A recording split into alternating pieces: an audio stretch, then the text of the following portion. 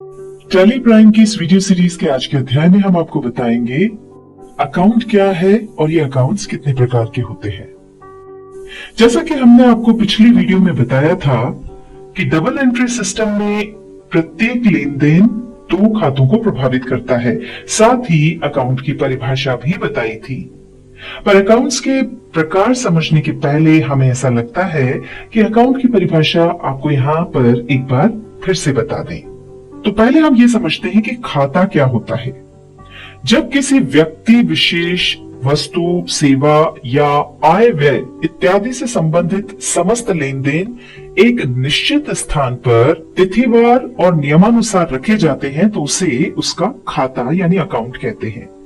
किसी भी खाते के दो पक्ष होते हैं, डेबिट साइड यानी नाम पक्ष और क्रेडिट साइड यानी जमा पक्ष। डेबिट साइड बाईं तरफ होता है और क्रेडिट साइड दाईं तरफ होता है। हम इसे एक उदाहरण से समझ लेते हैं। जैसे हमने राम से 1,00,000 रुपए उधार लिए और टुकड़ों में उसे वापस चुका दिए। देखिए, राम का खाता कुछ इस तरह से दिखेगा।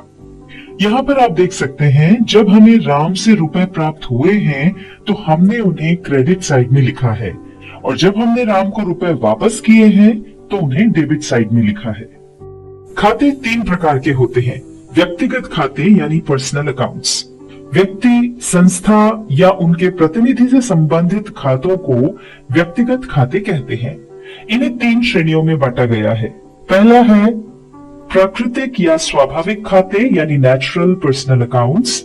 सृष्टि के सृजन के द्वारा व्यक्ति बना है, ये प्रकृति प्रदत्त है, अतः सभी व्यक्तियों के नाम से संबंधित खाते जैसे राम, श्याम, मोहन, व्यापार के स्वामी का पूंजी खाता इत्यादि खाते इसी श्रेणी में आएंगे।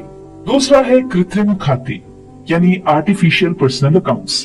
कृत्रिम खातों में व्यवसाय से जुड़ी हुई निगम और संस्थाओं से संबंधित खाते आते हैं, जैसे बीमा, बैंक, व्यापारिक संस्था, सभी लेनदार और देनदार इत्यादि।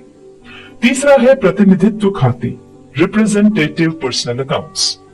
प्रतिनिधित्व खाते व्यक्ति या समूह का प्रतिनिधित्व करते हैं, जैसे अदत्त यानी आउटस्टैंडिंग वेतन का खाता जो उस कर्मचारी के खाते का प्रतिनिधित्व करता है जिसकी सैलरी ड्यू हो चुकी है, यानी देना थी पर दी नहीं गई, सिर्फ उसका प्रोविजन कर लिया गया है।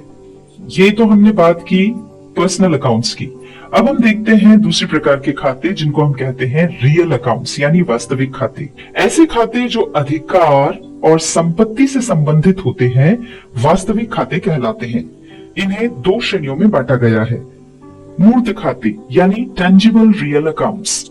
जिन संपत्तियों को छुआ जा सके उन्हें मूर्त संपत्ति कहते हैं और इनके खातों को मूर्त खाते, जैसे building account, furniture account, vehicle account, machinery account, cash account इत्यादि। दूसरा है इसमें अमूर्त खाते यानी इनटेंजिबल रियल अकाउंट्स। जिन संपत्तियों को छुआ न जा सके उन्हें अमूर्त संपत्तियां कहते हैं और इनके खातों को अमूर्त खाते, जैसे गुडविल, ट्रेडमार्क, पेटेंट्स, कॉपीराइट्स इत्यादि। तीसरे टाइप के खाते हैं नाम मात्र के खाते यानी नॉमिनल अकाउंट्स।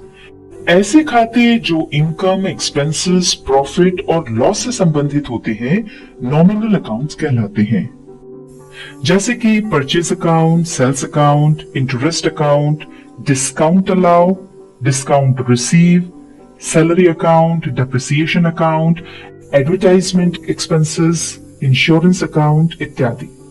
इस तरह के खातों की अवधि मात्र 1 वर्ष रहती है। वर्ष के अंत में इस तरह के सभी खातों को trading and profit and loss account में ट्रांसफर करके बंद कर दिया जाता है। Trading and profit and loss account क्या होता है, इसके बारे में हम आपको आगे आने वाली वीडियो में बताएंगे। इस वीडियो में आपने जाना कि अकाउंट क्या है और अकाउंट्स कितने प्रकार के होते हैं।